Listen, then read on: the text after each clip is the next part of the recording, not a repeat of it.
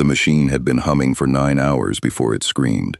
Deep beneath the Gunga Mountain Villa, in a laboratory that appeared on no registry the Hero Public Safety Commission maintained, Kyudai Garaki stood before a ring of scavenged tech and watched a hole in the world widen. He had spent 40 years building things that should not exist. Nomu grown from stolen Quirk factors, bodies that outlived their minds, a vessel to carry the will of the man he loved into a new century. But this was something even he had approached with a scientist's caution and a zealot's hunger, and now the caution was losing to the hunger, and both were losing to the readouts. The warp-type Quirk at the center of the apparatus did not belong to a person anymore. Garaki had extracted its factor, spliced it into a lattice of high-end conductive tissue, and fed it more raw power than any single body could survive channeling. The theory had been elegant. A warp Quirk did not create space, it folded it. Fold hard enough, past the thin membrane of one's own world, and perhaps you could reach through into the places adjacent, and pull back something the heroes had no file on, no counter for, no name. The Paranormal Liberation Front did not need more soldiers. Shigaraki Tomura, sleeping in his tank 2 levels below with his awakening nearly complete, was already becoming a weapon that could unmake a city block with a thought. But the master had asked for options. All for One always asked for options. He collected them the way other men collected regrets. And Garaki, who had never once refused him anything, had promised to deliver one. Doctor, the technician at the console, a nervous young man named Rin Hayashi, whose quirk let him stabilize energy flows, and who was, at this moment, deeply regretting the career path that had brought him underground, did not look up from his screens. Sweat stood on his lip. The air had gone thick and metallic, the taste of a coming storm. The differential just inverted. Something's pushing back through. Then we have found the door, Garaki said softly, and something on the other side has found it too. The membrane tore, not with a tearing sound at all, with a wet, concussive thud, like a heart the size of a building giving a single beat. The overhead lights guttered to the color of an old bruise, and out of the fold, dragged backward, and still swinging, came a mountain. It hit the reinforced floor hard enough to crack it in a spider web 3 meters across.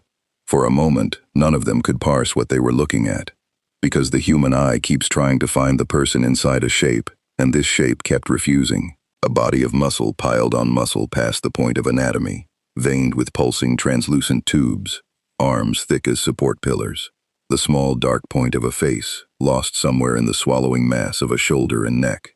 Fluid the color of poison ran in bright lines across a back that was already smoking where the warp had burned it. And even as they watched, the burns closed, meat knitting over meat in seconds, faster than any regeneration quirk in Garaki's decades of files. The mountain rose to a crouch. It looked at its own hands, turning them once in the sick light.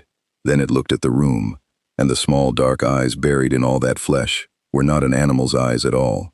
They read the chamber, the way a general reads a battlefield, the exits, the numbers, the arrangement of the tech, the fear on every face, in the span of a single breath.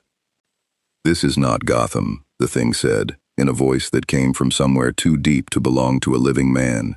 The Japanese was accented, deliberate, assembled in real time, as if the mind behind those eyes had heard 3 seconds of the technician's panicked chatter and reverse-engineered the language on the spot. "And you are not the Joker's people." Garaki felt the first true crack in 40 years of certainty. "You will address me as your..." Bane moved. "There is a particular kind of speed that large things are not supposed to have, and it is the most frightening speed there is." One of Garaki's high-end Nomu, a thing bred to shrug off a pro-hero's finishing move, lunged to intercept, and Bane took it apart with the disinterest of a man swatting an insect that had landed on his work. He did not dodge. He simply arrived where the Nomu was, and the Nomu was no longer intact. He caught its arm, and where in the old world venom had merely made him monstrously strong, here the same enhanced mind ran the calculation without effort. Exactly where the joint would fail, exactly how much force, exactly nothing wasted. The Nomu came apart at the shoulder with a sound like green wood breaking. Bane was already looking past it. "You summoned me," he said, stepping over the twitching remains. "Mid-strike. I had my hands around a man's throat 1 instant ago. An ocean and a war away from here. The tubes along his spine hissed, and a fresh measure of the formula ran into him, and the mountain grew, not all at once, but swelling, the muscle inflating with a sound like a ship's hull under pressure, until his crown nearly brushed a ceiling built for giants. I dislike being interrupted, and I especially dislike being used. Both of these things, you have now done. Hayashi did the only sensible thing and ran for the sealed door. He made it 4 steps before the floor near him buckled under a fist, and he changed his mind about a great many things in the last second he had to change them. By the time the surviving PLF security detail flooded the lab with suppression foam and every restraint Quirk the compound could muster, Absolute Bane had killed 6 of them, dismantled a second Nomu, and destroyed the summoning apparatus so completely that no one would ever pull anything else through that door. He had done all of it while narrating, out loud, in the manner of a man thinking through a problem he found mildly interesting, everything he had learned about where he now stood. A society of powers, he said, lifting a shattered restraint gauntlet into the bruise-colored emergency light and studying the fine machining of it. Structured, institutional. You have heroes. Licensed ones, I'd wager, given the paperwork bleeding out of that dead man's jacket. Registrations, rankings, a commission stamp, something that might have been a smile moved in the flesh of his face, which makes you the other thing. The rot beneath the floorboards, the profitable part. If you're the kind of person who came looking for a story where the monster is the smartest thing in the room, you're in the right place. Subscribe and settle in, because this one runs the full distance. This channel will take any universe and any character you name and drop them into a world that has to survive them. This particular nightmare came from a suggestion by Mr. Grimm, and if you want the next one, leave a universe and a character in the comments and I'll build it. All of it is written by me. Now, back to the men who reached across the walls of the world to grab a weapon, and the weapon that had already begun deciding what to do with them. The foam reached him and hardened, a fast-setting polymer that had held a rampaging Nomu, still long enough to sedate it, locking around his legs, his torso, his swelling arms. Bane looked down at it the way one regards a spider's web strung across a doorway. Then he simply expanded. The venom surged, his mass swelled against the cast, and the polymer that could cage a Nomu burst off him in white chunks that skittered across the cracked floor. He stepped free, and the last of the security detail understood, in the collective animal way a herd understands a predator, that every cage they owned had been built for the wrong kind of monster. Everything the PLF had ever contained, it had contained by switching off a quirk, or crushing a body, or bending a mind. Bane's strength was not a quirk they could nullify. His mind was not a thing that could be turned, and his body did not stay broken. 2 levels above, in a monitoring room across the country, an alarm that had never once sounded in the compound's operational history began to wail. Not the intrusion alarm, not the hero raid alarm, but the oldest and simplest one, the containment failure alarm. And a very tired man with red eyes and a gray capture weapon coiled at his shoulders looked up from a cup of cold coffee.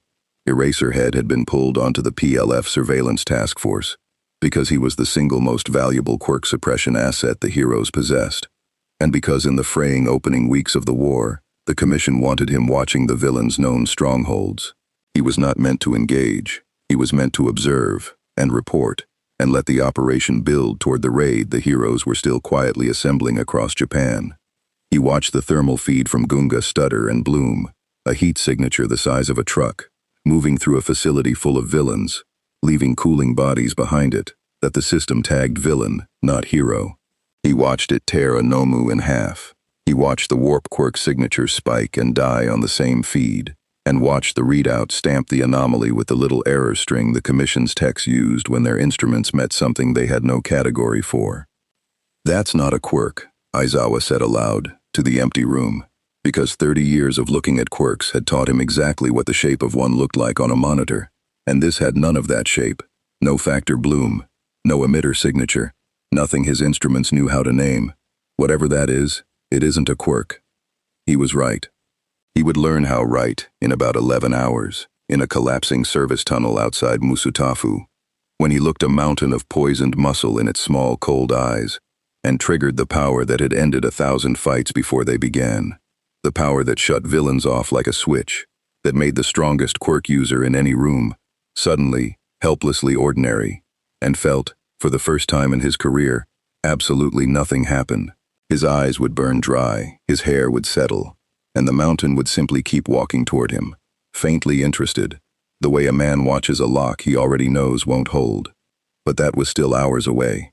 For now there was only the alarm, and the thermal bloom climbing toward the surface, and the slow, spreading realization through every wing of the Paranormal Liberation Front that the asset they had reached across the membrane of the world to seize had looked at their war, their villains, their heroes, and their beautiful crumbling society, and quietly concluded that all of it was simply a market waiting for a man who knew how to trade in collapse.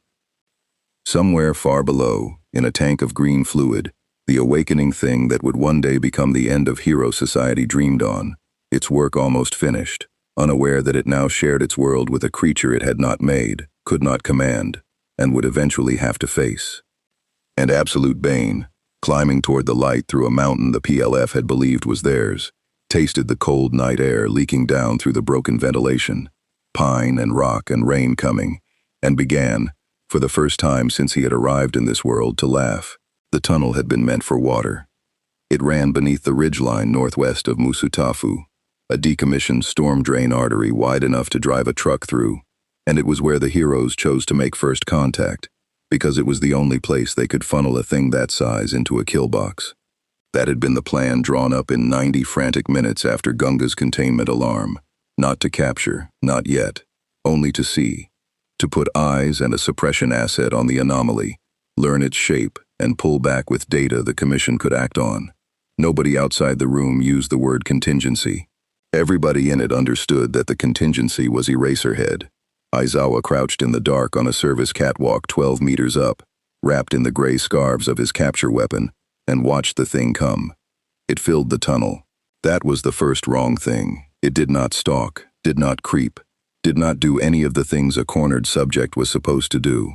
It walked down the center of the channel, with its knuckles occasionally brushing the curved concrete on either side, unhurried, a slow tide of muscle and tubing that took up the whole diameter of a passage built to move a river. Runoff caught the emergency floods and threw broken light across it, and the smell reached Aizawa before the sound did. A chemical reek, sharp and sweet and wrong, the poison green fluid in its veins leaving a scent trail like a hospital on fire. "Hold!" Aizawa breathed into his comm. "Nobody moves until I confirm the quirk." Below and ahead, in the alcoves the strike team had folded themselves into, 3 pro heroes and a commission tactical squad held their breath. They had picked their people carefully. A concussion quirk hero to stun, a binding quirk hero to hold, a hardening type to wall it off, and Aizawa above them all, whose erasure would strip whatever ability made the thing dangerous the instant he understood what that ability was, because that was how every one of these went. You found the quirk, you erased the quirk. Whatever monster you'd been afraid of became a large frightened person, and you took it from there. He watched. He was very good at watching. He cataloged the way the burns on its shoulders had healed to smooth flesh, the way the tubes pulsed on some internal clock, the way the muscle inflated in slow waves as it walked, growing and settling, and the entire time some cold, professional part of him kept reaching for the thing it always found, the tell, the emitter, the shape of a quirk about to be used, and kept coming back with nothing, no factor, no source, no seam he could get a fingernail under. The thing stopped, in the middle of the kill box, exactly where the strike team wanted it, which was precisely the wrong thing for it to do, because nothing that stupid moved like that. "You've built me a lovely little room," Absolute Bane said, to the tunnel, to the dark, to the men he could not possibly have seen. Choke point, sight lines, a suppression asset held in reserve. Up there, I'd think, given the angle you'd want on me. The small eyes rolled upward, unerring, and found Aizawa on his catwalk in the dark. There you are. Aizawa didn't wait to be understood. He activated erasure. His hair lifted. His eyes flooded red and locked open, unblinking, the way they did 1,000 times a career, and the world narrowed to the target the way it always did, and the power that had made him the most quietly feared man in Japanese hero society reached out and closed its hand around the monster's ability to Nothing. Not resistance, not a struggle, not the sensation of a strong quirk pushing back against the cancellation, which he'd felt before with the truly powerful. Nothing at all. His erasure went out into the thing and found no quirk to cancel, no factor to still, no emitter to darken, no ability to switch off. It was like flinging a lockpick at a wall. There was no lock. There had never been a lock. Whatever made the mountain a mountain simply was not the kind of thing his power was built to touch, and his power, meeting it, did not fail so much as it found nothing there to fail against. Bane tilted his massive head, watching the man's hair float, watching the red glare fix on him, watching nothing change. "Ah," he said, and there was real interest in it. The pleasure of a scholar handed a new specimen. "That's what you are, a nullifier. You look at a man and switch off whatever makes him special." He took a single step forward, and the whole tunnel seemed to lean toward him. "It must have served you very well. Every thread in your world runs on the same engine. This quirk thing, this one power source you all share, and you are the man who turns it off. A skeleton key for a world where every lock is the same make." He spread his arms, and the muscle swelled, and the poison sang in his veins. "But I am not from your world, and my engine is not your engine. There is no quirk in me to darken little skeleton key. There is only chemistry, and hunger, and a mind that has already counted your people twice." His voice dropped, almost gentle. "Blink. Your eyes have gone dry." They had. Aizawa's eyes were screaming. He held them open anyway, on reflex, on discipline, on 30 years of never being the one who blinked first. And it didn't matter, because for the first time in his life, the blink meant nothing. There was no quirk waiting to switch back on the instant his focus broke. He could have stared until his corneas cracked, and the mountain would have been exactly as strong. "Fall back," he said into the calm, and his voice was steady, because he had trained his whole life to keep it steady. But the words underneath were the worst words he knew. "Erasure is ineffective. Repeat. Erasure is ineffective. The target is not quirk-based. Fall back." The strike team, to their enormous credit, tried to do it in order. The binding hero fired first, ropes of hardened quirk matter lashing out to pin the arms, and Bane let them land, let them wrap, and then simply grew against them the way he had grown against the foam at Gunga, and the bindings that could hold a rampaging villain snapped like sewing thread. The concussion hero loosed a shockwave that would have folded a truck, and it staggered him, actually staggered him, a real hit. Aizawa marked it. He can be hurt. Force works where cancellation doesn't. And then the flesh that had rippled inward from the blast rippled back out, and the bruise faded while Aizawa watched, and the hero who had thrown everything he had stood there with the dawning face of a man who has emptied his gun into something and heard it ask for more. The hardening hero got a wall up, a good wall, a killing wall. Tons of quirk-reinforced material dropped between the team and the target to buy the seconds a retreat needed. Bane walked through it, not around. Through, driving one swelling shoulder into it, and simply not stopping, the wall coming apart in slabs, the calculation behind his small eyes having already told him exactly where it was weakest, and precisely how much of himself to spend. And then, in the wreckage, and the runoff, and the chemical reek, Absolute Bane did the thing that would haunt every after-action report the Commission filed for the next 6 months. He stopped attacking. He let them run. "Go," he said, almost bored, watching the strike team drag their concussion hero back down the tunnel toward the extraction point. "Tell them what I am. Tell them the nullifier looked at me and found nothing to hold. Tell them your walls, and your ropes, and your rankings met something built in another world's language." He turned his head up, once more, to the catwalk where the tired man in gray still crouched, unmoving, watching. "You especially. You understand what you saw. The others will file it and forget it. You'll lie awake." He was right about that too. Aizawa did not fall back with the others. He stayed on the catwalk in the dark, letting his eyes finally close, letting the tears run because the eyes needed them, and for no other reason. And he watched Absolute Bane walk out the far end of the kill box and up into the rain, unhurried, uncaged, uncancelled.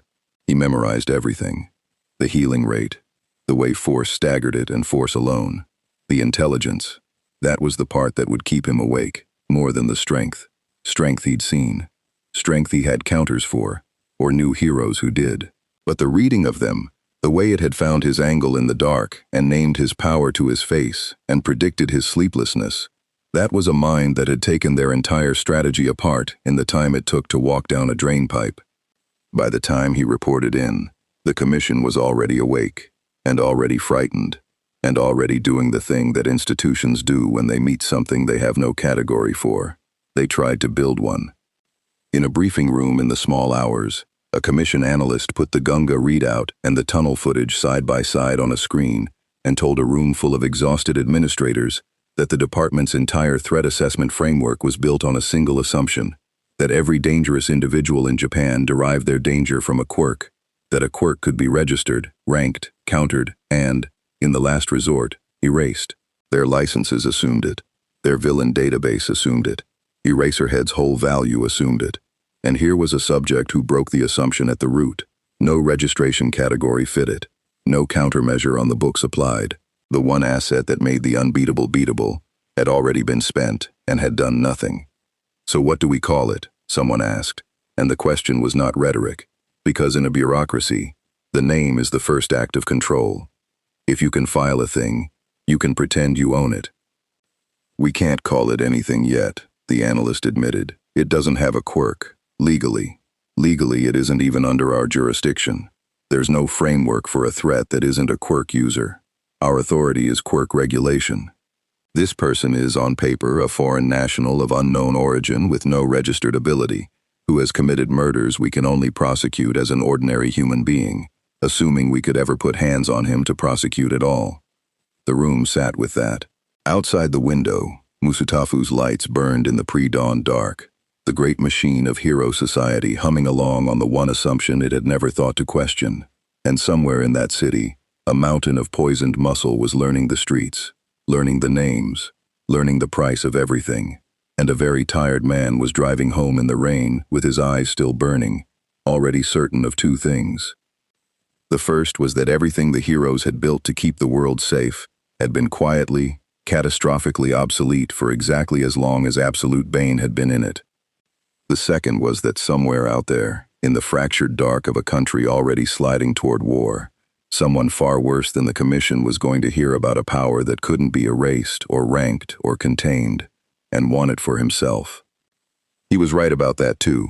In a chamber where the air never moved and a man with no eyes waited with the patience of decades, all for one was, at that very moment, being told there was something new in his world, that his instruments could not name. Absolute Bane took the city apart the way he took everything apart, by reading it.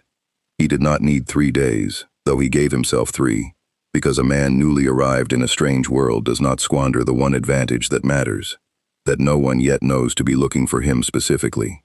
The commission had a heat signature and a description, and a hole in their legal framework. They did not have a face, because the thing they'd fought in the tunnel had barely had one, a dark point lost in a mountain of flesh. And Bane, who had spent a lifetime being the largest thing in every room, had learned long ago the trick that large things almost never learn, how to be, when it suited him, unremarkable. The venom obeyed. That was the discovery of the first night, worked out in the flooded dark of the storm drains while the heroes searched the ridgeline above.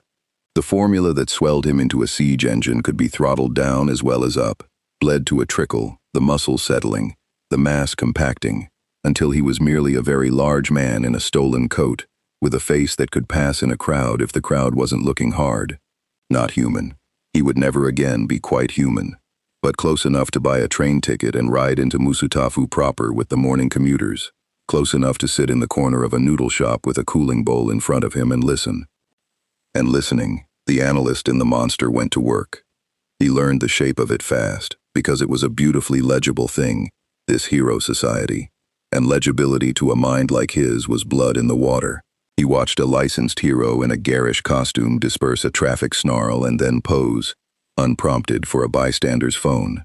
He read the ads: hero merchandise, hero energy drinks, hero rankings updated like sports standings, a whole nation's worth of celebrity draped over the machinery of public safety.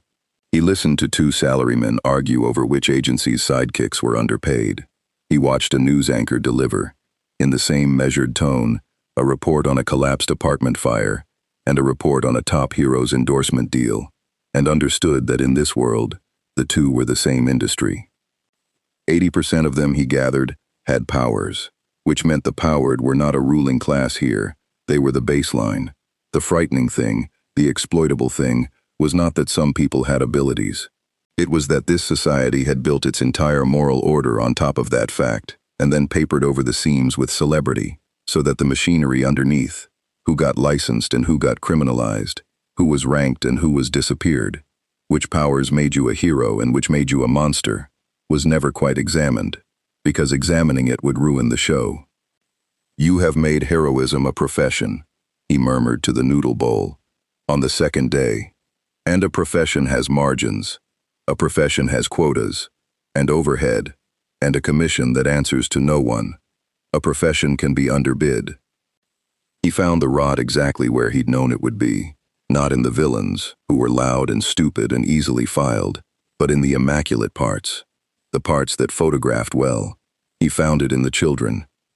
That was the thing that stopped even him, for a moment, on the third day, standing outside the gates of a hero academy watching teenagers in gym uniforms hurl themselves at training obstacles under the eye of a retired legend, a hollow-cheeked man in a too large suit who had, Bane gathered from the reverence in the passing conversations, once been the single load-bearing pillar of the entire society, and was now a husk of himself, spent, retired, his power passed on.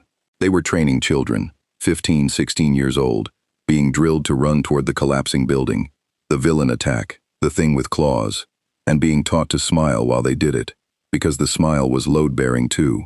The symbol had smiled, so the children would smile. A society that manufactured its own reassurance and paid for it in the nerve of its young.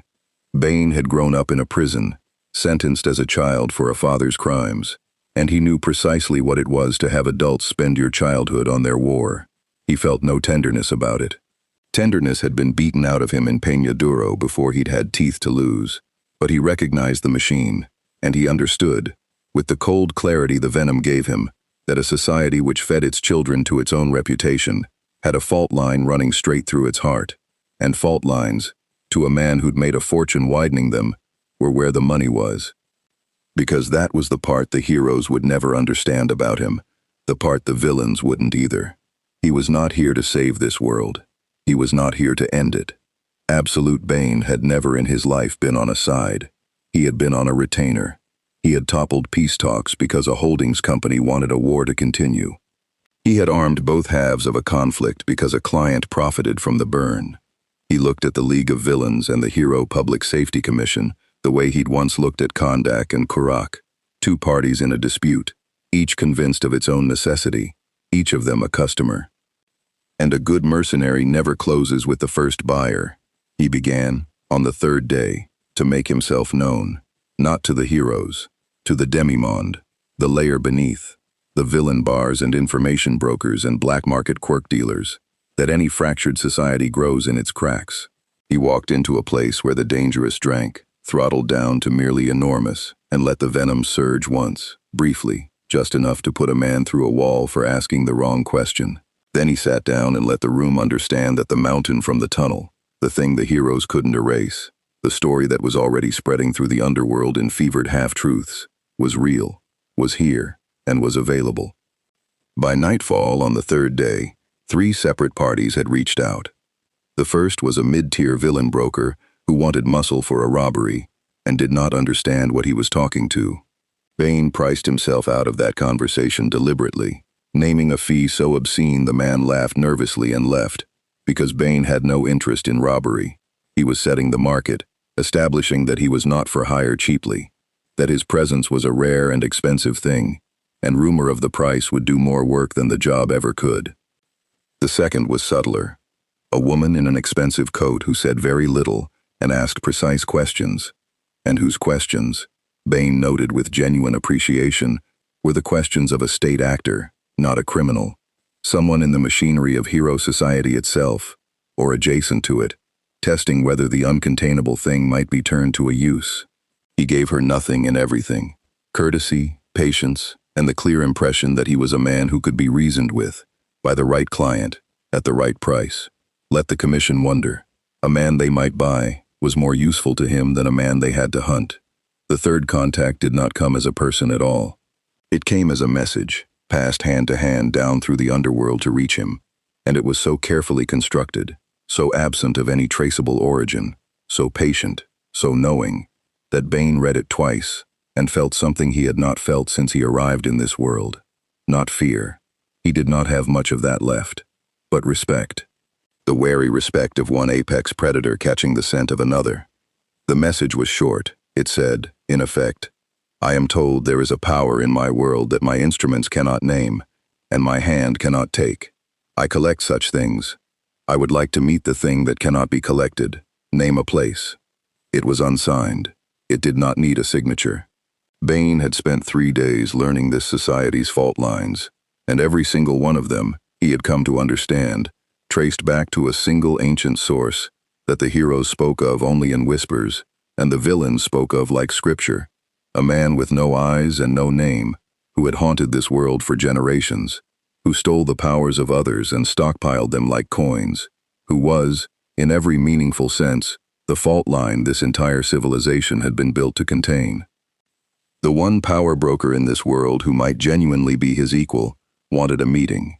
Absolute Bane folded the message once, and let the venom settle in his veins, and looked out over the burning grid of Musutafu, the hero billboards, the training children, the immaculate rotten machine of it all, with the small, cold satisfaction of a man who has arrived in a new country and, within 3 days, found not only the market, but the 2 richest buyers in it, and set them, without either yet knowing, to bidding against each other for the one thing neither could take by force.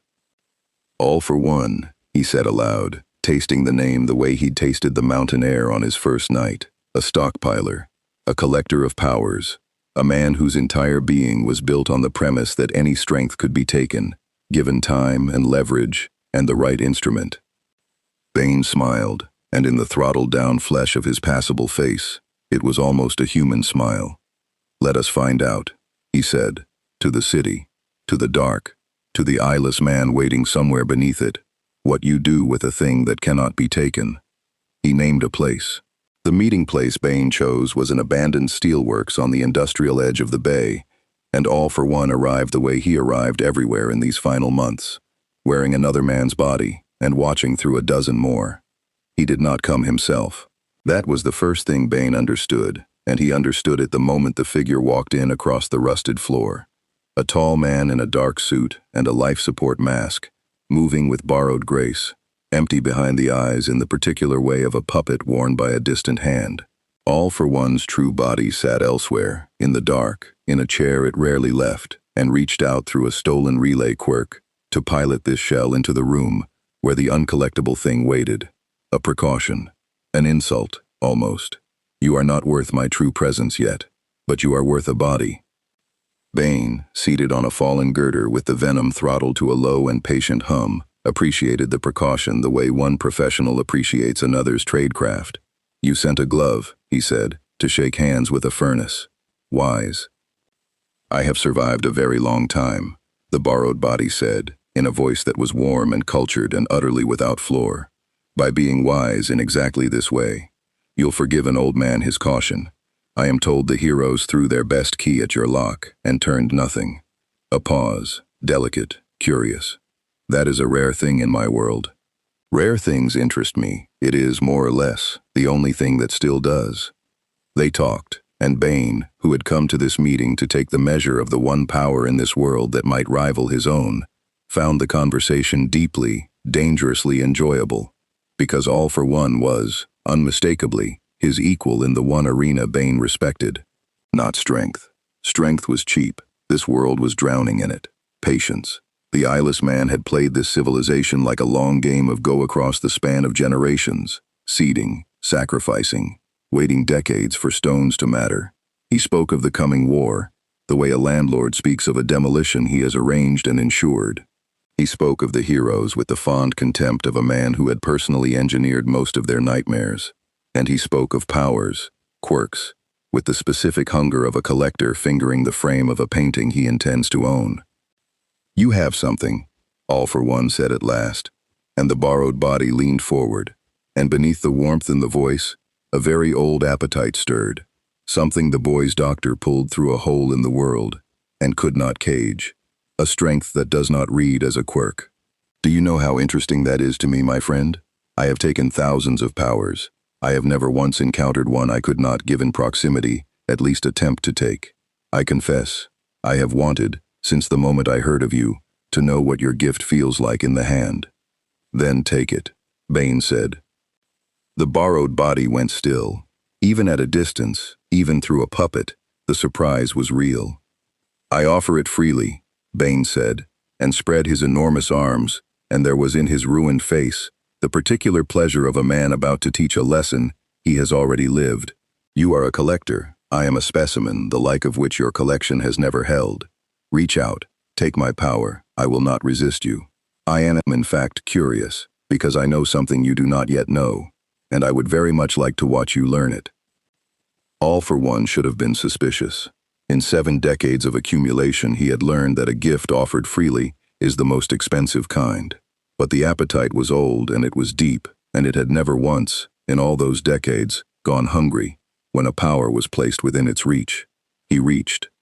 The transfer quirk, the ancient defining ability at the black heart of everything he was, the power to reach into another living thing and lift the gift out of it, clean, complete, leaving the victim hollow, extended out from the borrowed body across the rusted floor, and closed around absolute Bane, and found nothing to take. There was no quirk factor to grip. That was the thing All for One's power had never once encountered, in all its long career of theft, an absence where the object should be. His ability was built, at the root, on the same assumption the hero's entire civilization rested on. That strength in this world came from a quirk, a discrete heritable factor lodged in the body, a thing that could be located, grasped, and drawn out. Erasure switched the factor off.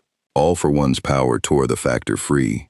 Both of them, hero and villain, the two poles of this world's entire mythology, ran on the identical unspoken premise, and both of them, meeting absolute Bane, discovered the same void. Because there was no factor in him. There was venom, a chemical, a formula, a poison bred in another world's laboratory and burned into his flesh, until flesh and formula could not be told apart. His strength was not a gift he carried. It was a change he had undergone. There was nothing to lift out, because the strength was not an object living in the body. It was the body, remade. All for One's grasping power swept through him, searching for the coin to steal, and closed on chemistry, on hunger, on remade meat, on a thing his ability had no grammar to describe, and, finding no quirk, did the only thing it could do. It slid off, harmless, baffled, like a hand closing on smoke that turned out to be stone. The borrowed body recoiled a full step, and the warmth drained out of the cultured voice, and for the first time in a conversation, All for One had walked into certain of his own footing. The master of this world's oldest game did not have a next line. There is nothing there, he said slowly, not a question, a man reading an instrument that had returned an impossible value.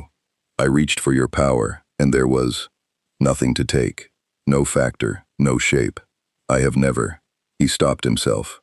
The old discipline reasserted, but it had cost him something to reassert it, and Bane had watched the cost with the deep contentment of a man collecting exactly the reaction he'd come for. In 7 decades, I have never met a strength I could not lay a hand on. You are the first. Now you understand, Bane said, and let the venom rise, just slightly, just enough for the muscle to swell and the girder beneath him to groan, and the whole ruined hall to remember what it was hosting. Every power in your world runs on the same engine. The nullifier switches the engine off. You lift the engine out, and your entire war, your entire civilization, has been fought between men who could turn engines off and men who could steal them. You have all been playing the same game with the same pieces for so long that you have forgotten it is only one game. He rose, and the borrowed body was suddenly very small in the room. I am not a piece in your game. My strength is not in your rule book. You cannot switch it off, and you cannot take it.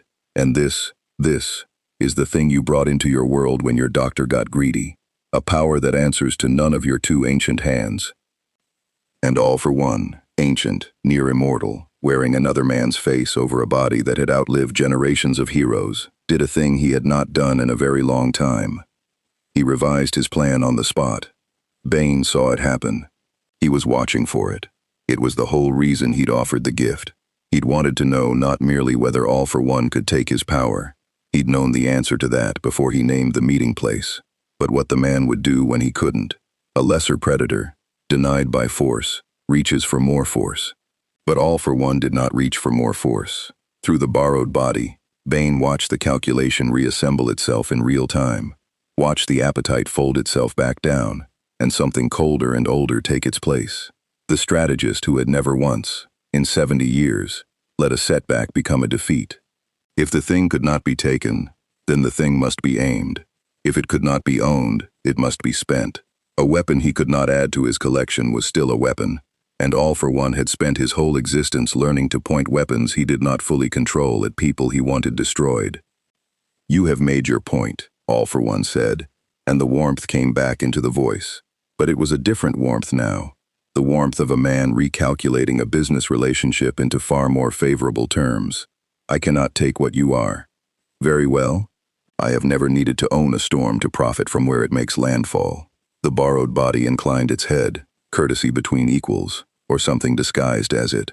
"This world is about to break. My successor will see to that. The boy's awakening is nearly complete, and when he wakes, hero society ends. In the chaos of an ending, a man of your talents will find more work than he can price. I would simply ask, as a friend, as an interested party, that when the offers come, you remember which of us reached out a hand and, finding nothing to take, chose to extend it in partnership instead." It was, Bane thought, extraordinarily well done. Denied the theft, the man had pivoted in the space of 10 seconds to recruitment, had turned "I could not rob you" into "therefore let us be allies" without a visible seam. Any lesser creature would have taken the offer. It was a good offer. War was coming, the money would be obscene, and the eyeless man was correct that a mercenary's harvest was richest in the season of collapse. But Absolute Bane had not survived his own world by taking the first good offer, and he had certainly not crossed the walls between worlds to become another man's instrument the moment he arrived. He understood exactly what he was being invited to be. Not a partner. Never a partner. A storm All for One would aim. Pointed at the heroes now, and pointed, the day the heroes fell, at whatever was left standing between All for One and the rubble he wanted to rule. The eyeless man collected weapons. When he found one he couldn't collect, he simply learned to throw it and hope it landed on someone else. "I will remember," Bane said, which committed him to nothing and promised everything, and let the borrowed body read into it whatever comfort it liked. They parted as two great powers part, when neither can afford the other yet, with courtesy, and daylight between them, and a war on the near horizon that both intended to profit from, and neither intended to lose. The borrowed body walked out into the gray afternoon and went slack the moment it cleared the door.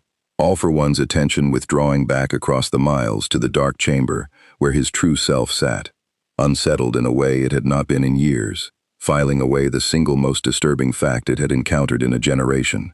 "There is a thing in my world I cannot take, and I have just failed to hide from it that I know it." And in the ruined steelworks, alone, Absolute Bane sat back down on his groaning girder and looked at the two offers he now held, the state actor in the expensive coat who wanted him aimed at the villains, and the eyeless collector who wanted him aimed at the heroes, and began, with the deep methodical pleasure that was the closest thing he had to joy, to work out how to make both parties bid, until neither could afford to let him work for the other.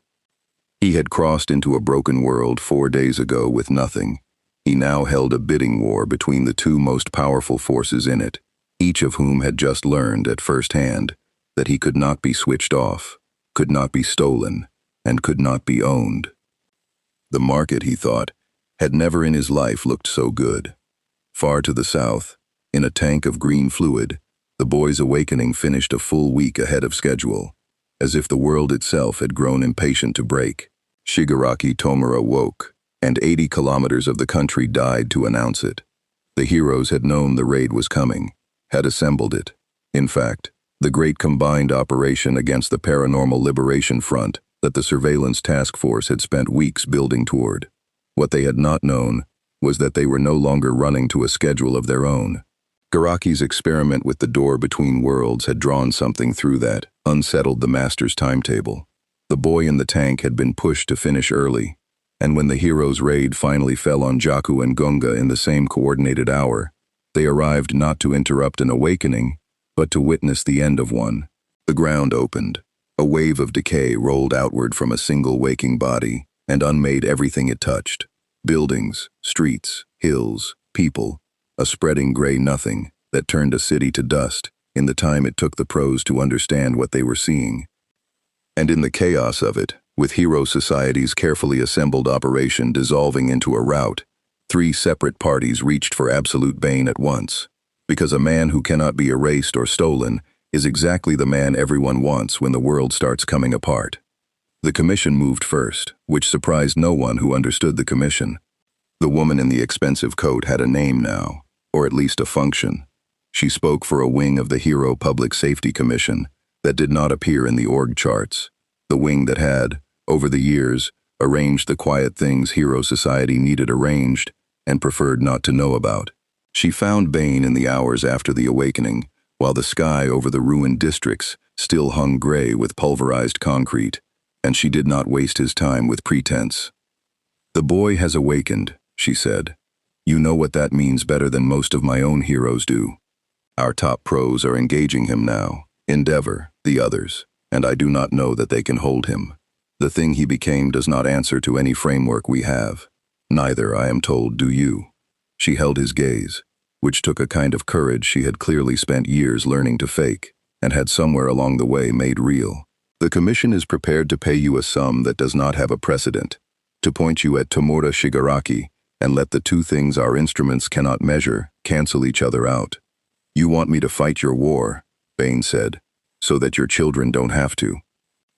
"I want you to fight the thing that will kill my children, whether they fight it or not," she answered, and Bane marked her up a point for it, because it was true, and she'd said it plainly. The second offer came, as before, without a face. A message, threaded down through the underworld, patient, unsigned. All for one, reaching from the dark, aiming his storm the other way. "The heroes are broken and running. My successor holds the field. This is the season I told you of. Do not let them buy you cheaply, my friend. For what they can pay, I can pay more, and what they will ask of you is to die stopping the inevitable, while what I ask is only that you let it happen and take your fee." The eyeless man was, as ever, extraordinary at the work. He was not asking Bane to do anything, only to decline, to sit out the fight the commission wanted, and let the world break on schedule, and be paid handsomely for his idleness. It was the cheapest possible service to render, and the most valuable, and All for One knew it. And the third party did not send a broker or a message at all. The third party simply arrived. He came alone, walking out of the dust on a ruined overpass where Bane had gone to watch the #1 hero's flames war against the gray wave in the middle distance. A young man, or a thing shaped like one, with hands that Bane understood on sight to be the deadliest instruments in this world. Shigaraki Tomura, newly awakened, had walked away from his own battle for the span of an hour, to find the one thing in his new world he could not simply decay from a distance. Because he had heard, the way All for One had heard, the way the whole fractured country had begun to hear. There was a monster the heroes could not erase, and the master could not take. And Shigaraki, who had just become the strongest destroying force this world had ever produced, wanted to know if that was true, the only way he had ever known how to learn anything, by touching it. "Master says leave you alone," Shigaraki said. His voice was ruined and young at once, and there was dust in the creases of his face, and the 4 fingers of one gray hand flexed. "Master says you're useful, but Master's not the one standing here." He tilted his head. "Everybody keeps telling me what I can't break. I don't like being told what I can't break."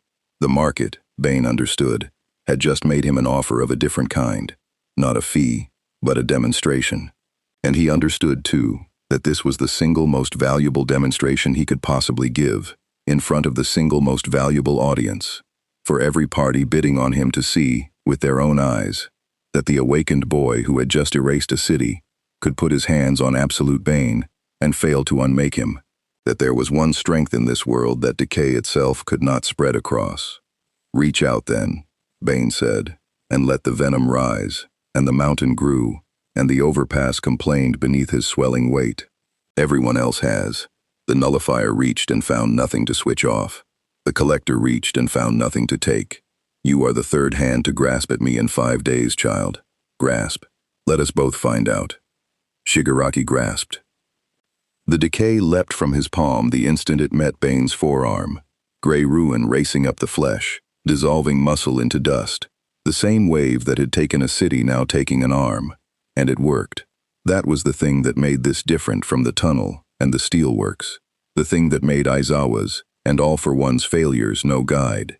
Decay was not a factor to be nullified from outside, or a coin to be lifted out. It was destruction on contact, indifferent to what its target was made of, and it did not care in the slightest that Bane's strength was chemistry rather than a quirk. It simply destroyed, and Bane's arm came apart in a spreading gray collapse. And for one instant the two great uncategorizable powers of this world met, and one of them was clearly, catastrophically winning. Then the venom answered. The tubes along Bane's spine opened wide, the formula flooding him in a dose he would never have permitted himself for anything less, and where the decay ate, the flesh rebuilt, remade faster than the ruin could spread, meat boiling back into being ahead of the gray line, the arm reconstructing itself from the shoulder down, even as the hand end kept dissolving. It became, in the space of 3 seconds, exactly the thing Bane had known it would become the moment he'd heard what decay did. Not a fight either could win in an instant, but an attrition, a body that destroyed on contact against a body that could not be kept destroyed. Shigaraki's ruin was total and it was fast. Bane's regeneration was total and it was faster, but only just, and only at a cost. The venom burned through him at a rate that even his remade physiology could not sustain forever, and the hunger for the next dose, always the next dose, screamed up out of the deep addicted core of him. Bane wrenched his half-dissolving arm free and did not counterattack. That was the calculation, made in the same instant as everything else.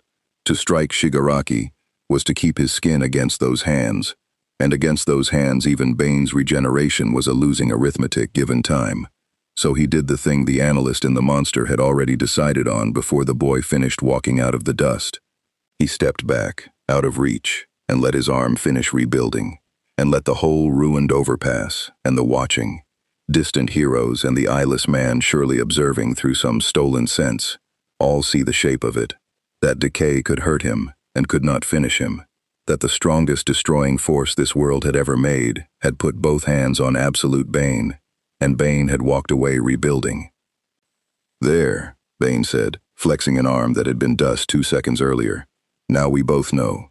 You can take pieces of me, child. You cannot take me.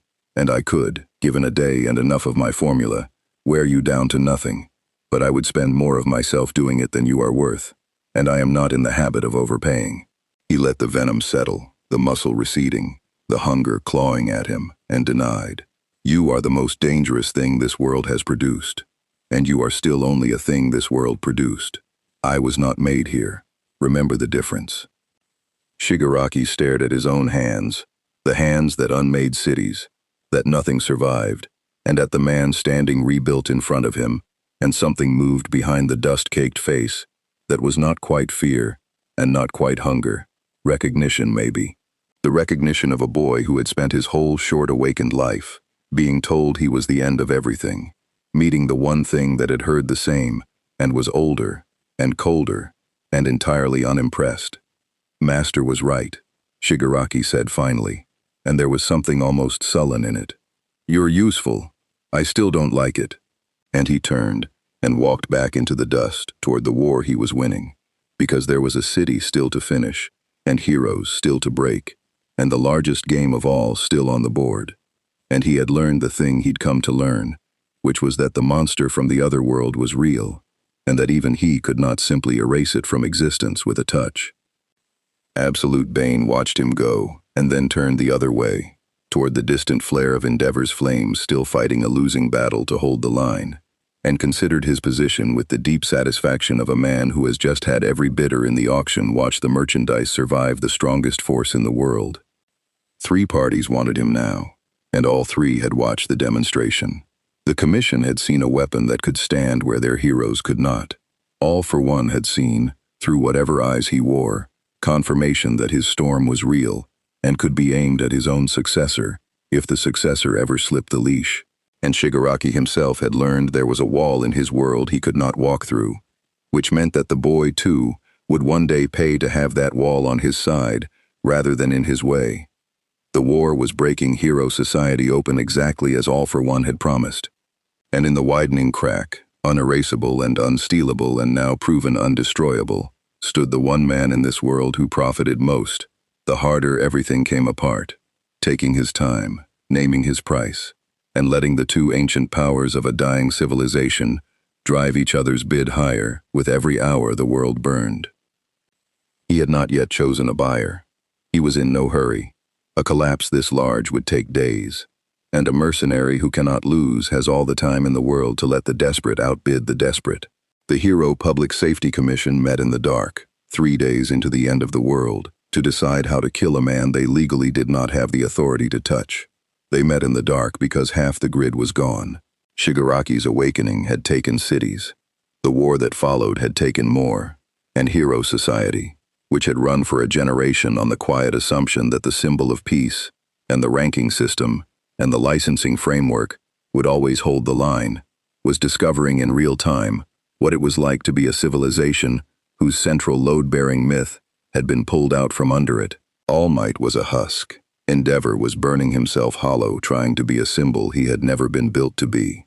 The rankings meant nothing against a boy who unmade blocks, and into that vacuum, cold and unerasable, stood the mercenary, still unbought, still bidding both sides against each other, still, maddeningly, available.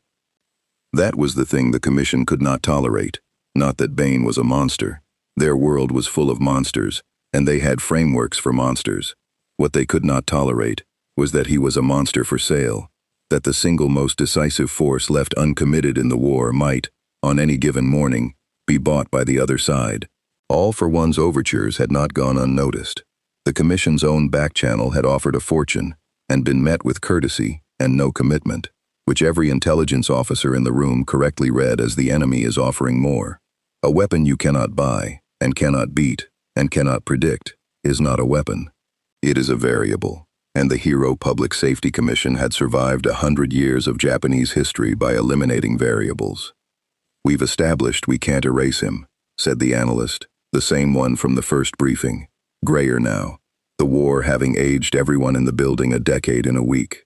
"We can't nullify, we can't steal his power, and we've now watched Shigaraki Tomura fail to destroy him. Every countermeasure our entire civilization is built on assumes a quirk. He doesn't have one, so we stop trying to counter the power. He let that sit, and we counter the man." The plan he laid out was the kind of plan the Commission's unlisted wing existed to produce, and the room's reaction to it was the dilemma this whole war had been driving toward from the start. They could not switch Bane's strength off or take it away, but they had learned, from the overpass footage, from every engagement, one true and exploitable thing. His strength had a cost, the venom, the formula that flooded him when he grew, that rebuilt him faster than decay could take him. It burned through him, and it created a hunger, and a body running that hard on a chemical it did not manufacture for itself was a body with a supply line. Every regeneration spent the formula. Every escalation spent it faster.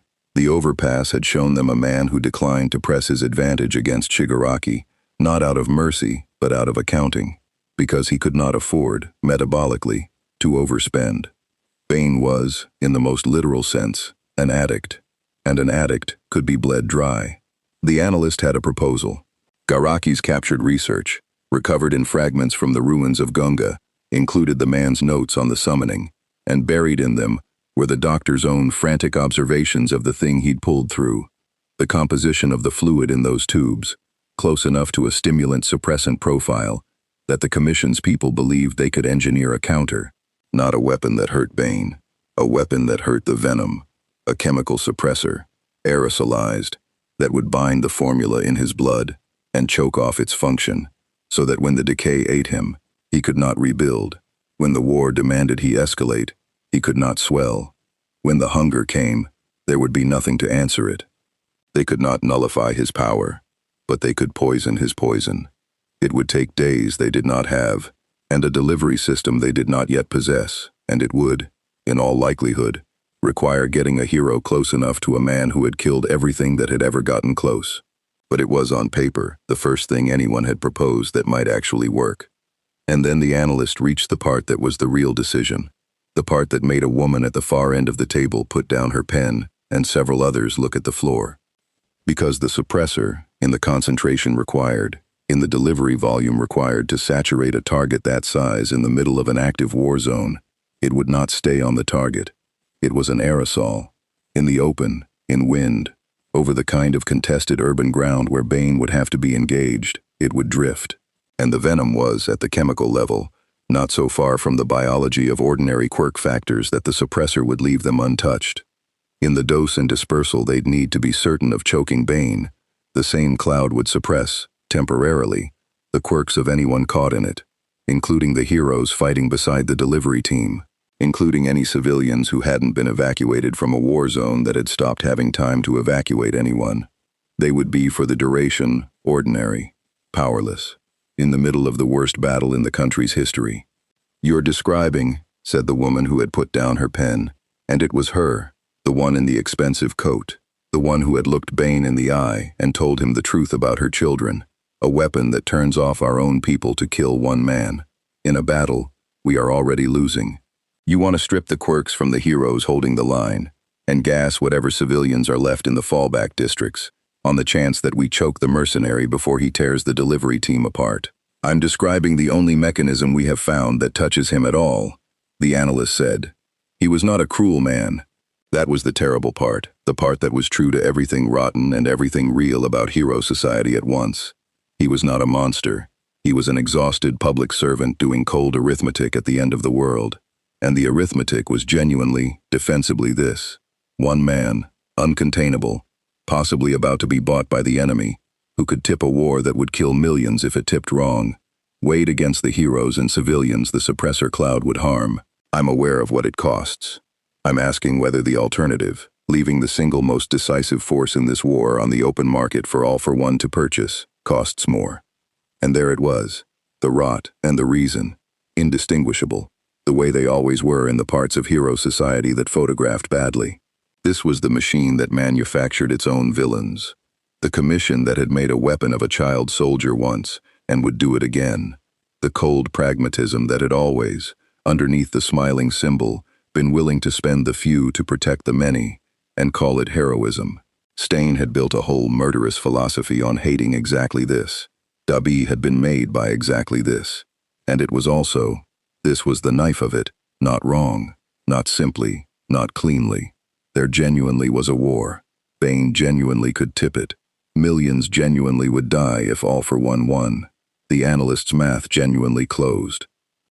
The woman in the coat looked around the table, at a room of exhausted people being asked to poison their own heroes, to kill a thing they'd summoned by accident, and understood that whatever they chose, hero society would come out the other side of this war having been exactly what its worst critics had always said it was, and that the alternative to being that thing might be extinction, which was its own kind of proof of the critique. "Build it," she said finally, because someone had to say it, and she would not make a subordinate carry it. "Build the suppressor. But it does not deploy without my authorization, and my authorization does not come until every other option is exhausted, and every death it causes is logged under my name, and not the commission's." She picked her pen back up. Her hand did not shake, which cost her something. If we are going to become the thing he already thinks we are, we will at least do it with our names on it. The plan went into motion in the dark, in a commission that had run out of good choices somewhere around the second day of the apocalypse, and the suppressor began, slowly, in a lab under a building that still had power, to take shape. Bane learned about it within a day. Of course he did. He had spent 5 days mapping the fault lines of this society before the war even started, and a bureaucracy at the end of the world leaks like a torn sack, a frightened technician, a bought guard, a broker who owed the underworld more than he owed the commission. The information reached him in the ruins where he had made his temporary court, and he turned it over in the enhanced dark of his mind, with something that was almost admiration. They had found it, his one seam, not his strength, which no one could touch, but the cost of his strength, the formula, the supply, the hunger. They could not switch him off, or steal him, or destroy him, so they had, at last, thought their way to the only real vulnerability a chemical monster carried, that a chemical could be countered by chemistry. It was, he thought, the smartest thing the heroes had done since he'd arrived. It was the thing he would have done. And it meant that Hero Society, cornered, was about to prove his entire thesis about it, that underneath the smiling children and the rankings and the merchandise, it was a machine that would gas its own to survive, exactly as ruthless as any client he'd ever worked for, exactly as willing to spend the few for the many, and only ever one bad week away from admitting it. He was not afraid of the suppressor. He had time to move against it before it could ever be built and deployed. But he sat for a long while in the ruins, that night, with the war glowing on every horizon, and the hunger for the next dose murmuring in his blood, and he thought about the woman in the coat who had put her name on it, who had chosen, when cornered, to become the monster her critics named her, and to do it in the open, with her own name attached, rather than let a subordinate carry the shame. That, he thought, was the first genuinely heroic thing he had seen in this world, and it had come from the coldest, most compromised corner of it, in the form of a decision to poison the very people the whole society existed to protect. Absolute Bane, who had never in his life been on a side, sat in the ruins of a civilization that had summoned him by accident and was now willing to gas its own children to survive him, and found that he had, for the first time since he'd arrived, a genuinely interesting decision to make, not about who to fight for, about what this place actually was, underneath, and whether a thing that would do that to survive was worth saving, worth ending, or worth simply, as he had always done, being paid to leave. The war did not wait for him to decide. 2 districts over, the suppressor lab worked through the night, and a boy who unmade cities pushed toward the last lines the heroes had left to hold, and somewhere in the dark, an eyeless man waited to see which way his uncatchable storm would finally break. The suppressor was finished in 4 days, and the commission never got to decide when to use it, because the war decided for them. The last coherent line the heroes held ran through the western districts of what had been Musutafu's sprawl, an improvised front, where Endeavor and every pro still standing had dug in to keep Shigaraki's advance from reaching the evacuation corridors, where 200,000 civilians, who had not gotten out in time, were still funneling south toward the sea. It was not a line that could hold. Everyone on it knew that. It was a line that existed to buy hours, and the hours it bought were paid for in heroes, and by the 4th day of the apocalypse, the currency was running low. The woman in the coat, her name, it would turn out, was Reiko Ashida, though almost no one who mattered knew it, and fewer would remember it, took the suppressor to that front herself, because she had promised the deaths would be logged under her name, and she was not the kind of person who logged deaths she had not been willing to stand next to. She brought it in a sealed case with a delivery team and a dispersal drone and a single desperate hope that if Shigaraki's advance broke the western line, and if the mercenary could be induced to stand in the gap, for a fee, for any fee, the commission would empty its accounts. Then in the chaos of that engagement she might, as an absolute last resort, deploy the cloud and choke the one variable she could not otherwise control. It was a plan held together by ifs, and it was the best plan Hero Society had left. She found Bane where she'd been told he would be, in the ruins above the Western Front, watching, the way he was always watching, the analyst in the monster reading a battle he had not yet agreed to join. And she made her final offer plainly, because she had learned that plainness was the only currency he respected. "The line breaks tonight," she said. "When it does, Shigaraki reaches the corridor, and 200,000 people die between here and the water. Endeavor cannot stop him. I do not think anyone can stop him. But I have watched you make him walk away. I am authorized to pay you anything, name it, and stand in the gap when the line breaks, and hold him off the corridor until the civilians are through. And if I do this," Bane said, not turning, "what do you spend to make certain I don't simply take the money and let him through anyway? Or take the enemy's larger offer mid-battle?" He did turn then, and the small cold eyes found her. "You've built a poison for my poison, Ashida-san. I know about the suppressor. I've known for days. You brought it here, in that case. So let us be honest, since honesty is the only thing you've ever offered me that I valued. Your plan is to have me hold the gap, and then, if I hold it too well or too poorly or simply become inconvenient, to gas the whole front. My formula, your hero's quirks, whatever civilians are still in the cloud, and choke me out in the middle of the work you hired me for. He almost smiled. It's a good plan. It's the plan I'd have made. I merely want you to know I see it. Riko Ishida did not deny it. That was the thing about her that had, against every professional instinct, begun to matter to him. She did not deny it. Yes, she said, that's the plan. If you betray us, or if holding you becomes worse than losing you, I will deploy the cloud, and it will hurt my own people, and I will log every one of them under my name. I told you I would become the thing you think we are, in the open, with my name on it. I meant it. She held the case a little tighter. So don't betray us, and I won't have to. That's the whole of the deal. You hold the gap honestly, and the worst weapon I have stays in its case. And there, in the ruins above a breaking line, with 200,000 people funneling toward the sea, and a boy who unmade cities grinding toward the corridor, Absolute Bane found himself holding the interesting decision he'd been turning over for days, and discovered that it had, without his quite noticing, stopped being a question about price. He could take all for one's offer. It was still open, still larger, and it asked almost nothing. Sit out the fight, let the line break, let the corridor die, collect a fortune for his idleness. It was the easy money, the mercenary's money, the money he had crossed worlds and killed his way across a dozen countries to earn 100 times before.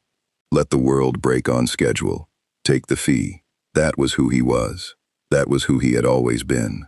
A man on a retainer, never on a side, who toppled peace talks and armed both halves of a war because a client profited from the burn. But he was standing above a corridor full of people he had spent 5 days learning to see clearly, and the analyst in him, the mind the venom had sharpened past any human limit, would not stop reading. He read the 200,000. He read the children in that number, because there were always children in that number. There had been children in the numbers in Kandak and Quirk, and every burn he'd ever been paid to widen, and he had never once let himself look at them, because looking at them was bad for the work. He read Endeavor down on the line, a hollowed-out man trying to be a symbol he'd never been built to be, burning himself to ash to buy strangers an hour. He read Ishida holding a case containing the worst decision of her life, having chosen to put her name on the deaths rather than hide behind the institution.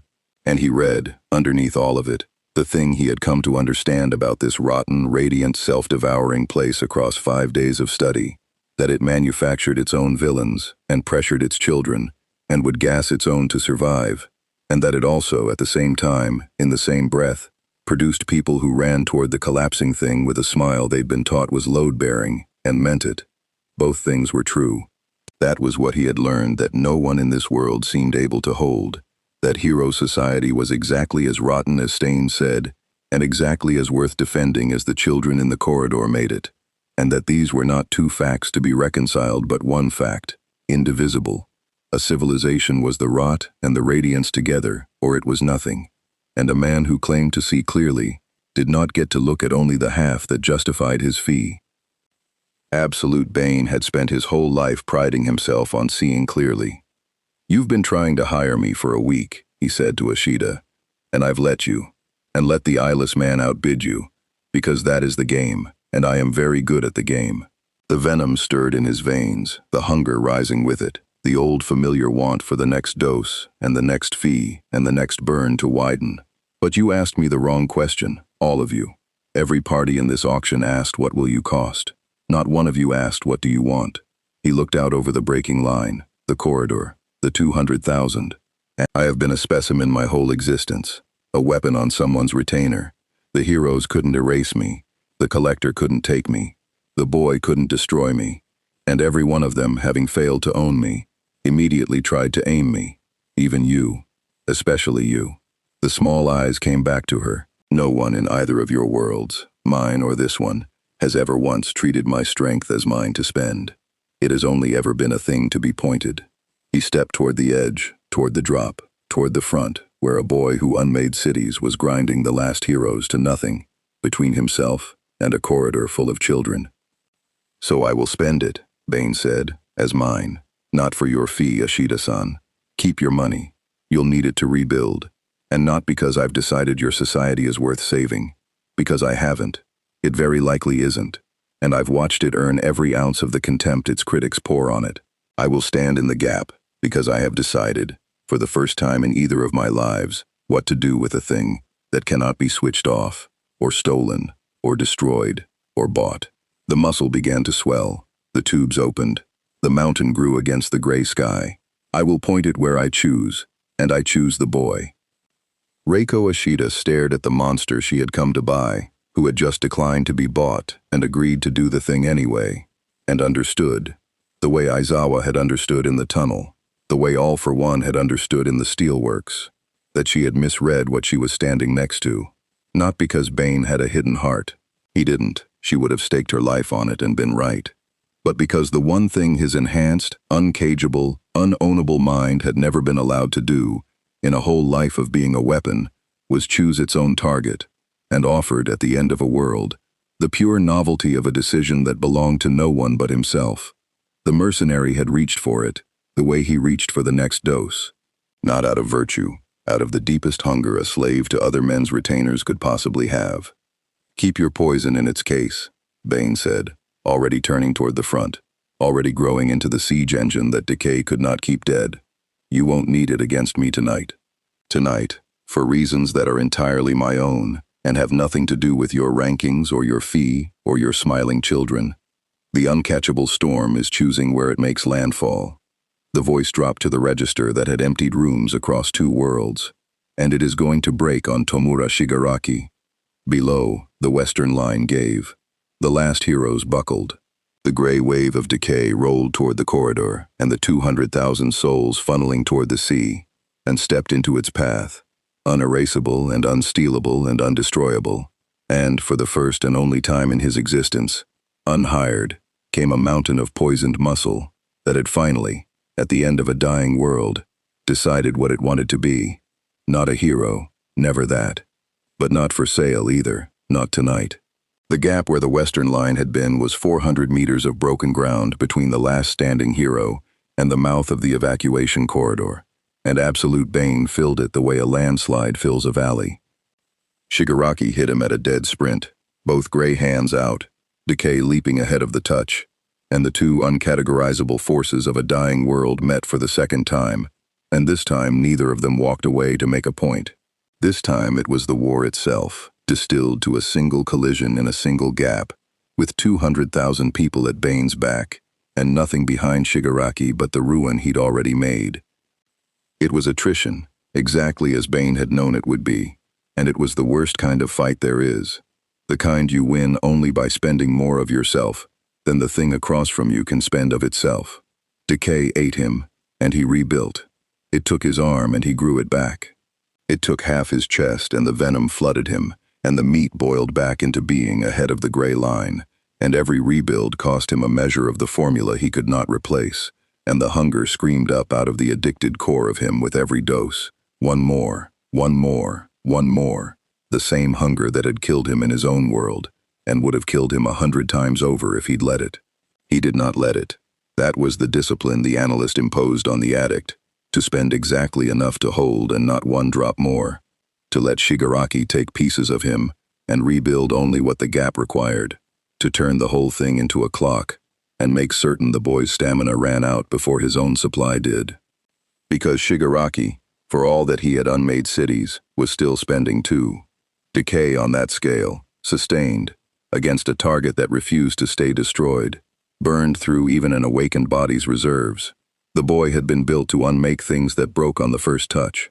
He had never in his short apocalyptic life met a thing he had to keep on making, over and over, while it stood in one place and would not fall, and the novelty of it, the sheer grinding frustration of a wall that reassembled faster than he could take it down, did to Shigaraki exactly what Bane had gambled it would do. It made him angry, and angry he spent faster. "You're just a wall," Shigaraki snarled, both hands buried in a chest that kept refilling around them. "Walls fall." Everything falls. I make everything fall. That's the whole. I am a wall you cannot afford, Bane said, and closed one enormous hand around the boy's forearm, enduring the decay racing up it, rebuilding the hand as fast as it dissolved, paying the price to buy the grip, and held him, not to crush him, to hold him in place, off the corridor, away from the 200,000, while the boy's monstrous stamina drained into the impossible work of unmaking a thing that would not be unmade. I don't have to beat you, child. I merely have to be more expensive to remove than you can pay. And you have never in your life had to budget. They ground each other down in the gap while, behind them, the corridor emptied. That was the thing that mattered, the only thing Bane had decided to make matter. Every minute he held Shigaraki in that 400 meters was 1,000 more people through the mouth of the corridor and down toward the sea. Endeavor, hollowed to ash, understood what was happening and did the one useful thing left to him. He stopped trying to fight the boy and turned his fading flames to the evacuation, herding, shielding, buying the corridor speed while the mountain bought it time. Heroes who had been dying on a line that couldn't hold found themselves, suddenly, with a line that held, not because they'd won, but because something in the gap was paying a price none of them could have paid, in a currency none of them had, to keep the gray wave off the innocent for one more minute, and one more, and one more. And in the middle of it, this was the part the after-action reports could never quite explain, the part that would be argued over for as long as anyone remembered the war. Absolute Bane offered a young hero a choice. The hero was one of the students, one of the smiling children Bane had watched train behind the academy gates a lifetime and 5 days ago, a green-haired boy with scars on his hands and a wildfire of borrowed power in him, who had fought his way up the corridor against every order to fall back, who could not, constitutionally, run from a person in danger, and who had arrived at the gap because that was where the danger was, and running from it was the one thing he had never learned how to do. He arrived to find a monster holding the end of the world in one hand, and he did not understand, at first, what he was seeing. "You," Bane said, without turning from the grinding work of holding Shigaraki, because the enhanced mind had marked the boy the moment he entered the gap and read him to the bone in a heartbeat, are the one they whisper about. The successor, the child they've poured the old symbol's power into. Decay took his shoulder. The venom rebuilt it. "Come here, boy. I have something to give you, and I have very little time to give it, so listen." The green-haired boy came, because he was made in a way that could not come, and Bane spoke to him fast and low under the roar of the ruin, and what he said was this: "They will tell you, when this is over, that heroism is the smile, that you run toward the collapsing thing with a light on your face, because the light is what saves people, and it is a beautiful lie. And beautiful lies build beautiful civilizations, and I have spent my life being paid to burn beautiful civilizations down."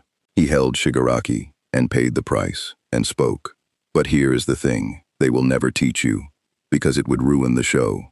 There is a moment in every collapse where you cannot save and win, where the choice is not between good and evil, but between two people you cannot both reach, where the smile is a lie, and heroism is not running toward the danger. Any fool can run toward danger.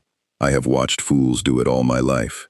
Heroism is choosing, in the half-second you have, which of two innocents you let die, and carrying it, and not pretending afterward that you had no choice."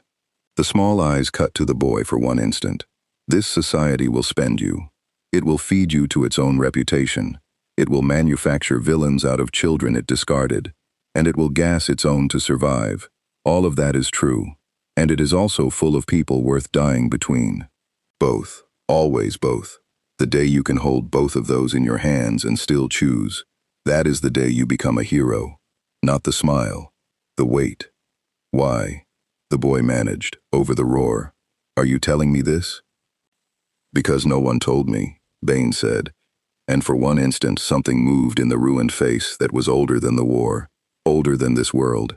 Older than the prison he'd been sentenced to for his father's crimes before he had teeth to lose.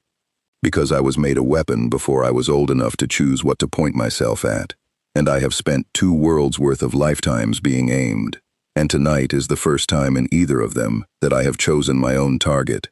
I am too old and too far gone to be a hero boy. I am a monster who is, for one night only, standing in the right place, for reasons that are entirely selfish. But you are not too old. You still get to choose. So I am giving you the one thing this smiling society will never give you, because it cannot afford to. The truth about the weight. The venom surged. Shigaraki screamed against the grip. The corridor emptied. Now stop watching me pay for your time and go use it. Get them to the water. That is the choice in front of you. Make it. And the boy, who would spend the rest of his life turning that half-minute over, who would never be entirely sure whether he'd been mentored or manipulated by the most dangerous thing he ever met, and who would eventually understand that it had been both, indivisibly, the way everything true about that night was both, turned and went, and used the time, and got them to the water. The corridor emptied. The last of the 200,000 made the sea, and in the gap, absolute Bane, half dissolved and rebuilding on a supply of venom running visibly toward empty, looked down at Tomura Shigaraki, spent, shaking, his monstrous stamina finally guttering, a boy who had never had to budget staring up at a wall he had not been able to afford, and understood that he had won the only way a man like him ever won. By being more expensive to remove than the enemy could pay. Master, Shigaraki rasped, and there was something breaking in it that was not decay, was wrong. You're not useful. His gray hands trembled, drained, the apocalypse running out of him. You're in the way.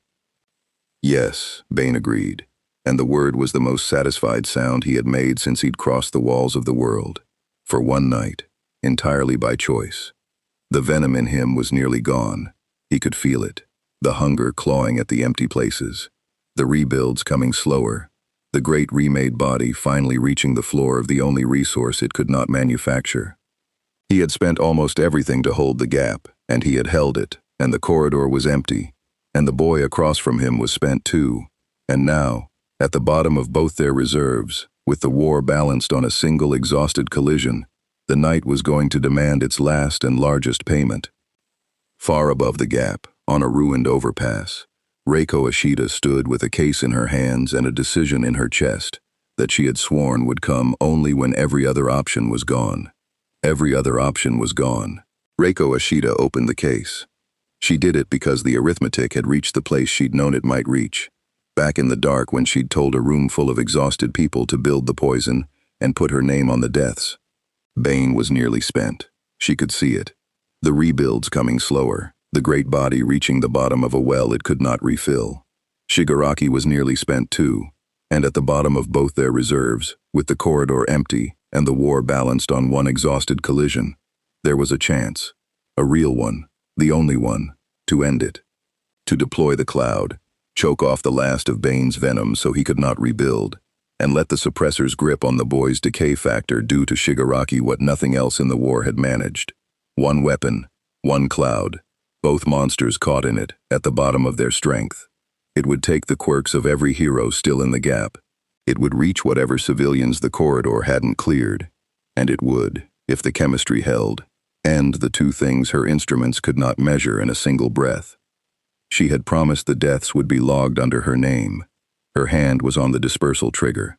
And she found, at the last, that the woman who had chosen to become the monster her critics named her, in the open, with her name on it, could not quite make the choice cleanly, because down in the gap, the monster she'd come to poison had just spent almost the entire supply of himself, holding the gray wave off 200,000 people, for reasons that were his own and had nothing to do with her fee. And if she pulled the trigger now, she would be killing the one thing in this war that had chosen, freely, to stand where her heroes could not. Bane looked up. Across 400 meters of ruin, past the spent boy at his feet, the small, cold eyes found her on the overpass with the case open in her hands. The same unerring read he'd made of Aizawa in the tunnel, of All for One in the steelworks, of the whole rotten, radiant society in 5 days of study. And he nodded. Do it, the nod said. He was too far to shout, and would not have wasted the breath. But she understood him the way she'd understood him from the first honest conversation, because he had never once lied to her, and did not start now. He knew the math. He had known it before she did. He was nearly empty, and the boy was nearly empty, and this was the window, the only one, and it would close the instant either of them found a second wind. The cloud would end them both. It would cost her heroes their quirks, and cost him the last of his venom, and it would, if the chemistry held, end the apocalypse in a single choked breath. He had spent his whole existence being a variable other people tried to eliminate, and here, at the bottom of himself, having finally chosen his own target and hit it, the analyst in the monster had run the numbers one last time and arrived at the coldest, clearest read of his life. He was the variable. He had always been the variable, and the surest way to end Tamura Shigaraki was to catch him in the cloud beside the one other thing in this world the suppressor could bind, and let it take them both. Ashita pulled the trigger. The dispersal drone climbed and burst, and the cloud came down over the gap, a fine gray mist, almost gentle, drifting down through the ruined air onto two spent monsters, and the exhausted heroes still holding the edges. And everywhere it touched, power guttered. Heroes in the gap felt their quirks stutter and die, felt themselves become, for the first time in their lives, ordinary, in the middle of the worst battle their world had ever seen. And to their enormous credit, most of them did not run. They planted their ordinary bodies in the ruin and held, because Endeavor had gotten the civilians to the water, and the smile they'd been taught was load-bearing turned out, at the bottom, to be load-bearing after all. The cloud reached Shigaraki, and the decay factor that had unmade cities met the poison built to bind it, and the boy screamed as the gray went out of his hands, the apocalypse in him choking, guttering, the awakened destroyer suddenly a spent and powerless young man on his knees in the ruin of everything he'd made. And the cloud reached Bane and bound the last of the venom in his blood, and the rebuild stopped. He felt it happen. He felt the formula in him seize and still, felt the great remade body reach the floor of itself and find, this time, that it could not climb back up. The hunger that had driven him across two worlds, one more, screamed for a dose that his own poisoned chemistry could no longer answer. The mountain began, slowly, to come apart, the way it had come apart under decay 100 times that night, except that this time, the meat did not boil back into being ahead of the gray line, because the engine that boiled it had been choked at last. Shigaraki, powerless in the ruin, watched the wall that had cost him the war finally begin to fall, and did not understand, in his spent and human confusion, why the monster was smiling. Bane was smiling because he had won, not the fight. The fight had never been the thing. He had won the only victory that had ever been available to a weapon. He had chosen his own target, and hit it, and paid for it himself, in his own currency, on his own terms. He had crossed into a broken world with nothing, and he was leaving it, for he understood now that he was leaving it, having held the end of hero society off 200,000 people with the last of himself, not for a fee, not on a retainer, not aimed by any hand but his own. Riko Ashita had asked him what he would cost. She had never asked what he wanted, and this, at the bottom of everything, was what he had wanted, without ever having had the words for it, or the chance to reach for it, to spend himself, once, as his. There it is, he said, to the cloud, to the ruin, to the spent boy and the woman on the overpass, who had put her name on his death, and stood there and watched it, unflinching, because she'd promised she would. His voice came slower now, the great chest laboring, the mass receding as the venom failed. The weight, boy. You feel it? This is the weight. She chose. 200,000 at the water, and two monsters in a cloud, and she could not have both. So she chose, and she carried it. And she did not pretend she had no choice. The small eyes found the green-haired student one last time, at the edge of the gap, powerless and unable to look away. That is the hero, not the one who never has to choose, the one who chooses, and carries it, and does not lie about the weight afterward. Learn it from her. She is worth 10 of your smiling symbols. The mountain came down. Absolute Bane, unerasable and unstealable and undestroyable, who had been beaten at last by the one thing no one had thought to build until a cornered civilization got desperate enough to poison its own. A poison for his poison, a counter not to his strength but to its cost, sank into the ruin of the gap he had chosen to hold, and the last of the venom went out of him, and the great terrible enhanced mind that had read two worlds to the bone finally, quietly, ran out of the fuel that had made it possible. He did not rage against it. He had made his choice, and hit his target, and paid his price. And a man who has done all three in a single night has nothing left to rage about. The last thing the analyst in the monster did, at the very bottom, was run the numbers one final time and find that they closed, that the corridor was empty, and the boy was spent, and the war had turned in the gap, and that all of it had cost exactly one variable that had never belonged in either world to begin with. The cloud thinned. The war in the gap was over. Tomura Shigaraki knelt powerless in the ruin, and the heroes who had held with ordinary bodies moved in to take him, and the largest single collision of the apocalypse ended not with a symbol smile, but with a poisoned mercenary sinking into rubble he'd chosen to defend, and a commission officer on an overpass logging one more death under her own name. Reiko Ashita came down into the gap when it was safe, and stood over the settling ruin of a thing she had summoned by accident and bought with a poison, and watched die by choice. And she did the one thing left that she could do. She did not look away. She had promised the deaths would be under her name, and she made herself stand in the smoke and count this one, and carry it, exactly as the monster had told the boy a hero should. "You asked me what you would cost," she said quietly, to the settling rubble, to no one, to a mind that was already gone. "You never let me answer, so, everything. You cost everything, and you gave it before I could pay." She stood a moment longer in the thinning cloud. "I'll log it under my name, all of it, I promised."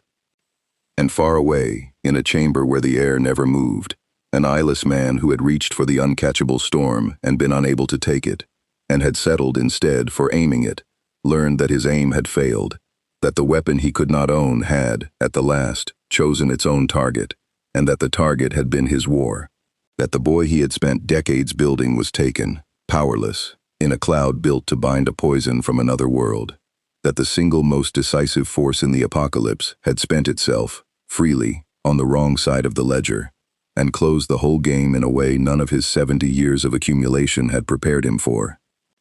All for one, who collected powers, sat in the dark, and understood that he had, at the very end, been beaten by the one thing he had never been able to add to his collection, a choice that belonged to someone else. They never did decide what to call him. That was the thing Reiko Ashita kept coming back to, in the months after, when the war had ended, and the rebuilding had begun, and the commission, chastened, exposed, its rot dragged into daylight by everything the apocalypse had shown the public about how hero society really survived, set about the long, ugly work of becoming something that might deserve the trust it had spent. There was no file for absolute Bane, no registration category, no ranking, no line in the villain database.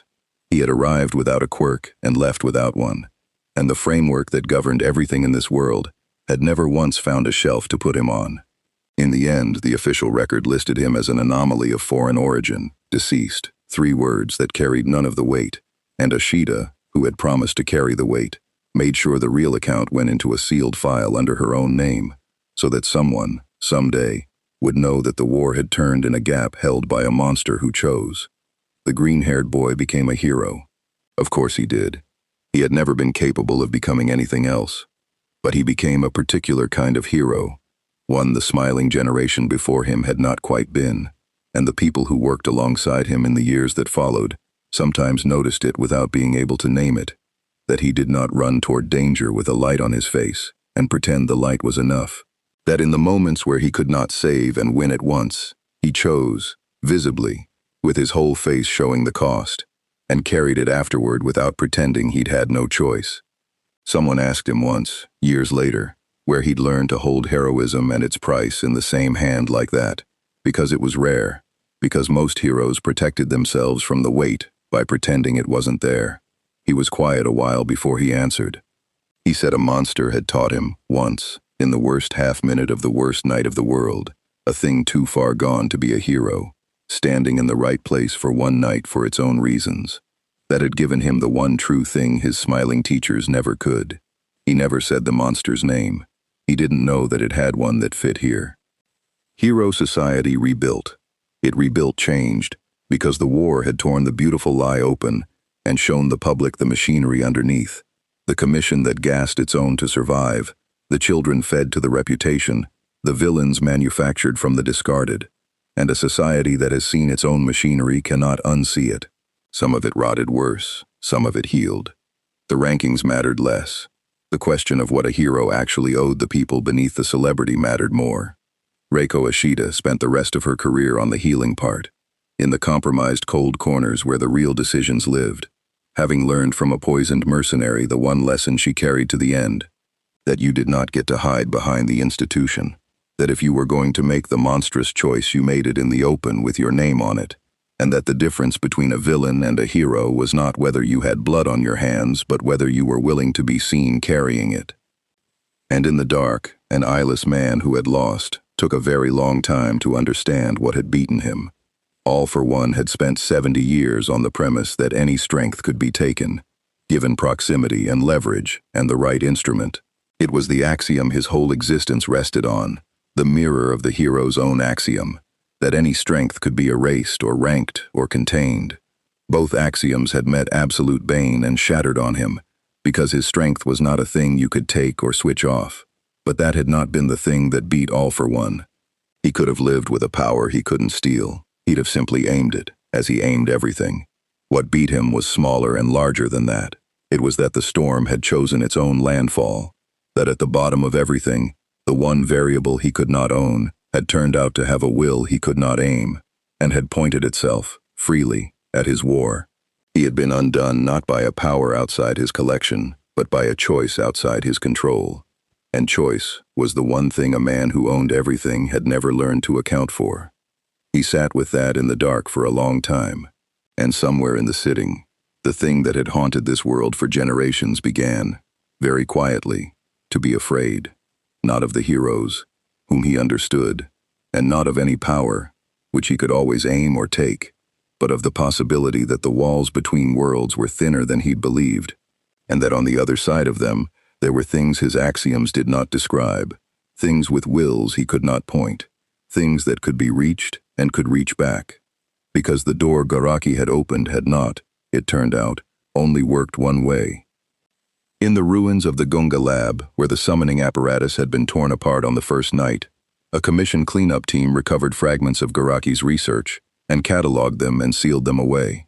And buried in the doctor's frantic final notes, in the margins where a dying zealot had scrawled the things that frightened even him, was a single observation the analysts flagged and could not explain.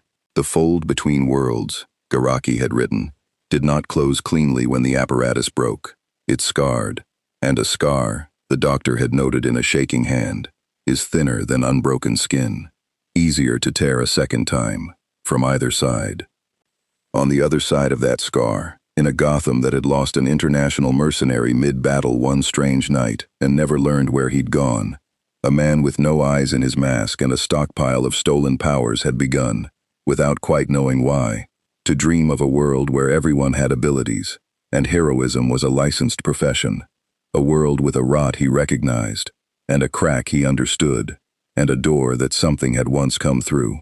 The Joker, who had lost his lead enforcer and abhorred a loose end above all things, had started asking, through channels that reached into places even he rarely touched, a very simple question: where did Bane go? And in the dark of the absolute world, the scar between the two realities held, thinner than unbroken skin, easier to tear a second time, from either side, and waited. Hero society survived absolute Bane, but it did not survive him unchanged. It came out of the war having been shown, in full daylight, exactly what its critics had always said it was: a machine that pressured its children and manufactured its villains and would poison its own to live, and exactly what its defenders had always said it was: a place worth dying between, full of people who ran toward the collapse and meant the smile, both indivisibly. The lesson a monster paid everything to teach one boy in a gap. They buried the anomaly of foreign origin under 3 official words and 1 sealed file, and the boy who'd learned the weight from him carried it into a career that made the whole profession a little more honest, and Reiko Ashita logged every death under her own name until the end. The commission healed some and rotted some, and became, slowly, a thing that could survive being seen. The eyeless man sat in the dark and learned to fear the thinness of the walls. And in a Gotham, an ocean and a world away, a laughing man asked where his enforcer had gone, and a scar between realities that had never fully closed grew, very slightly, warmer. because a door that opens once has learned the shape of the opening, and the things on both sides of it had begun, at last, to look for each other. The registry still has no category for what came through. It never will. Some things are not a quirk to be erased, or a power to be taken, or a threat to be ranked. Some things are simply a choice, arriving from outside every framework built to contain it, and choosing, once, freely, where to land.